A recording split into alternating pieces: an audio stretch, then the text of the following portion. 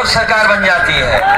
समाजवादी लोग भरोसा दिला रहे हैं कि सरकार बनेगी तो गौशाला सेवा के लिए अगर हमें कोई इंतजाम करना पड़ेगा इनसे बेहतर, और अगर गौ पालकों को हमें कुछ और भी सहयोग करना पड़ेगा सरकार से, तो ऐसा फैसला लेंगे, ऐसे मदद करेंगे जिससे हमारी गाय की सेवा हो सके, गाय की मदद हो सके। लेकिन गाय माँ तो अलग है, सांडों का हाल क्या है ये बताओ आप।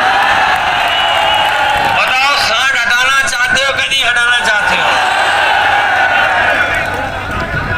समाजवादी पार्टी ने तय किया है, हम अपने पत्रकार साथियों के सामने बड़ी जिम्मेदारी के साथ कह सकते हैं कि इतनी जान सांड के एक्सीडेंट से कहीं नहीं गई है जितनी उत्तर प्रदेश में गई है। बड़े पैमाने पर लोगों की जान गई है। समाजवादी पार्टी ने यह भी तय किया है कि अगर सांड की टक्कर से एक्सीडेंट हुआ और किसी की जान गई तो उस परिवार की 5 लाख रुपए से मदद करने का काम करें। इसलिए जहां 300 यूनिट फ्री बिजली दे रहे हैं, लैपटॉप पहली की तरह देंगे, और अपनी माताएं बहनों को 500 रुपया समाजवादी पेंशन दे रहे थे, इस बार 3 गुना और 18,000 रुपया साल देने का काम अपनी माताओं बहनों को समाजवादी लोग करेंगे। इन नौजवानों के सपने पूरे हों, इनके नौकरी मिले, रोजगार मिले, इसलिए चाहे सेना में भर्ती करानी पड़े सेना में भर्ती कराएंगे, पुलिस की भर्ती निकालेंगे, और जितनी भी सरकारी जगह हैं उन पदों को भरने का काम भी समाजवादी जगह छोटी पड़ गई है, लोग दिखाई दे रहे हैं दूर तक, जहाँ पीपल का पेड़ है वहां तक लोग दिखाई दे रहे हैं, मुझे मंच के पीछे लोग दिखाई दे रहे हैं। और इतना जन समर्थन देख करके मैं कह सकता हूँ इस बार आपने छक्का लगाने का मन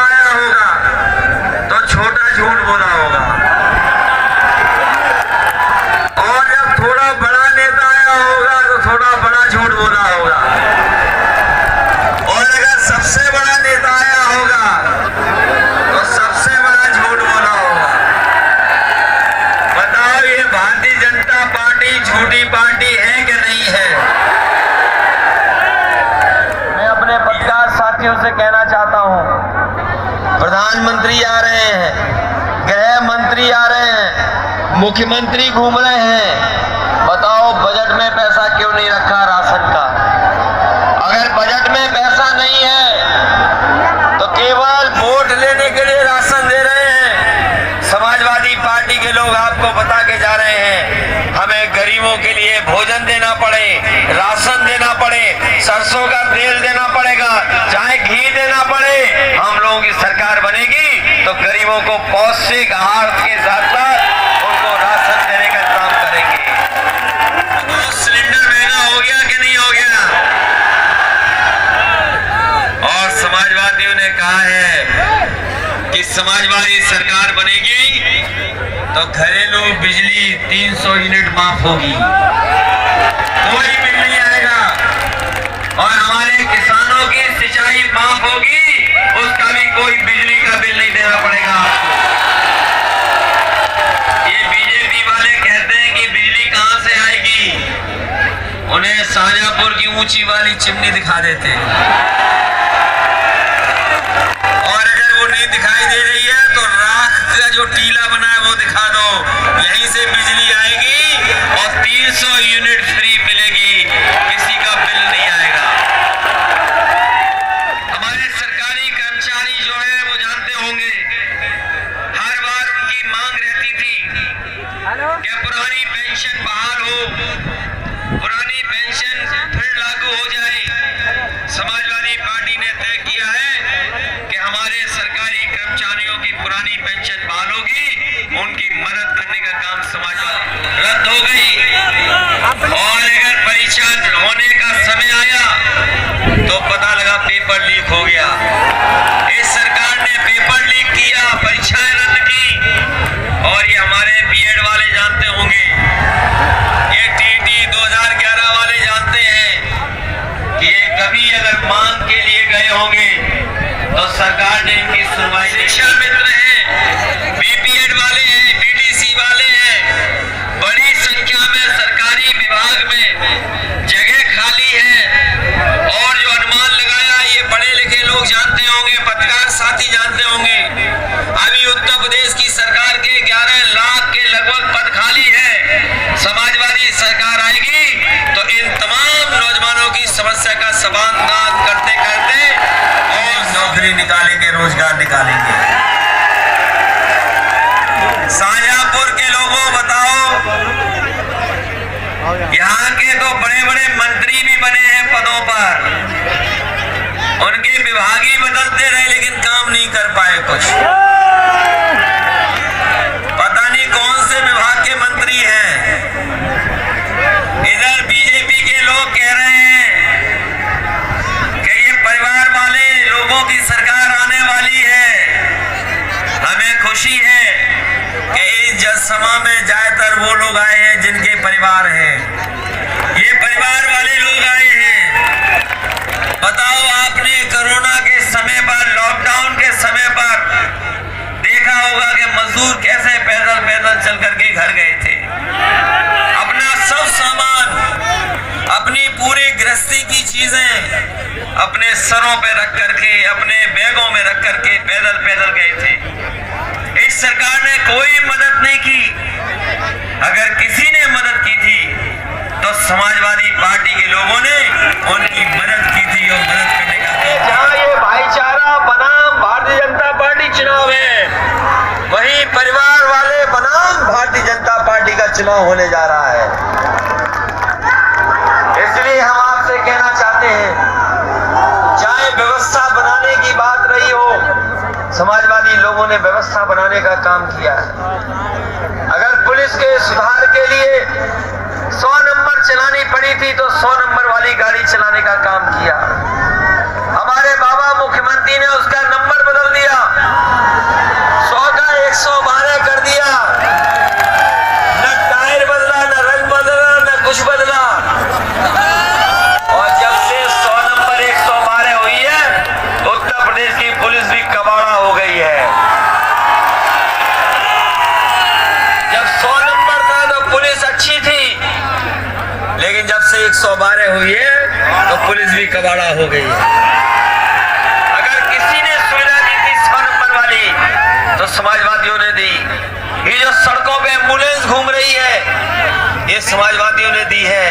अगर हमें गरीबों की मदद के लिए, कानून व्यवस्था को सुधारने के लिए, अगर 100 नंबर की गाड़ी जो आज 112 है, अगर दुगनी भी करनी पड़ेगी, एम्बुलेंस को दुगना करना पड़ेगा, तो गरीबों की मदद के लिए 100 नंबर भी और एम्बुलेंस भी दुगनी करने का। भारतीय जनता पार्टी के लोगों की भाषा बदल गई है। वो कभी कहते हैं अपराधी, कभी माफिया, कभी कुछ। कभी सोचा है आपने कि बाबा मुख्यमंत्री माफिया, गुंडे और बदमाशों का नाम क्यों लेते हैं? सोचो कभी कि इतना क्यों बोल रहे हैं? वो इसलिए बोलते हैं, जब वो सुबह उठते हैं और जब शीशे को देखते हैं तो शीशे में कोई उन्हें दिखाई देता है, और जैसे ही उन्हें दिखाई देता है वो जनसभा में पहुंच जाते हैं कि उत्तर प्रदेश से माफिया हटाने हैं, बदमाश हटाने हैं, गुंडागर्दी हटानी है। इसलिए हमें आपको इस चुनाव में पूरी ईमानदारी से फैसला लेना है। एक तरफ वो लोग हैं जो झूठ बोल रहे हैं, लगातार 5 साल अन्याय किया है। हमारे किसान भाई जानते होंगे, जब 3 काले कानून लागू हुए, हमारे किसानों ने लड़ाई लड़ने का काम किया। लगातार 1 साल से ज्यादा धरने पर बैठे, सरकार ने अन्याय किया, कीलें लगाई, बोर्डर लगाए। ये किसान जो हैं वो एकजुट हैं, और एकजुटता आपने देखी पहले चरण में, जहां किसानों ने अपने मान सम्मान का चुनाव समझा। 750 से ज्यादा किसान शहीद हो गए, कोई मदद सरकार ने नहीं की। अगर उत्तर प्रदेश के किसान शहीद हुए थे तो मदद करने के लिए कोई आगे आया तो समाजवादी लोग मदद करने के लिए। समाजवादी पार्टी ने तय किया है, जो किसान शहीद हुए हैं उनकी याद में किसान स्मारक बनाया जाएगा, और साथ ही साथ जो 700 किसान शहीद हुए हैं उनके परिवार के लोगों को 25 लाख रुपए से मदद करने का काम समाजवादी लोग करेंगे। मैं ये कह सकता हूं इस बात को कि हमारा किसान अपने मान सम्मान का चुनाव समझ रहा है। अगर कान पकड़ करके 700 बार भी उठक बैठक लगाएंगे तब भी ये किसान उन्हें माफ करने वाले नहीं है। इस चुनाव में उनको सबक सिखाने का काम करेंगे।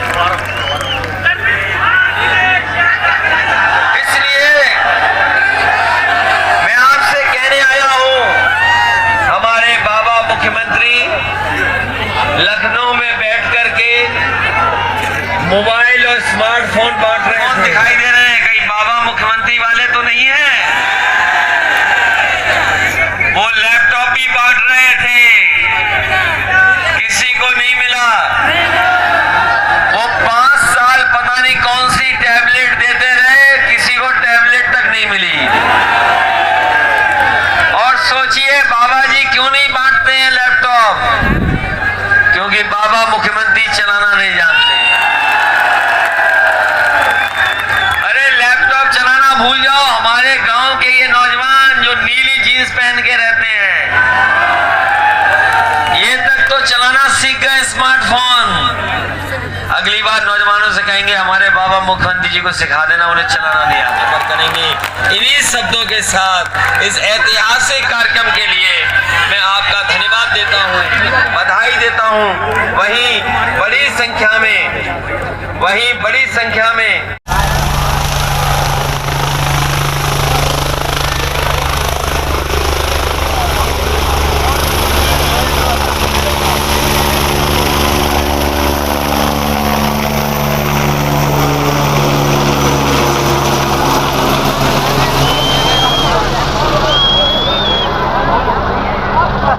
If you want to see these kind of facts in future, please subscribe to our channel and watch the latest videos by liking it and pressing the bell icon.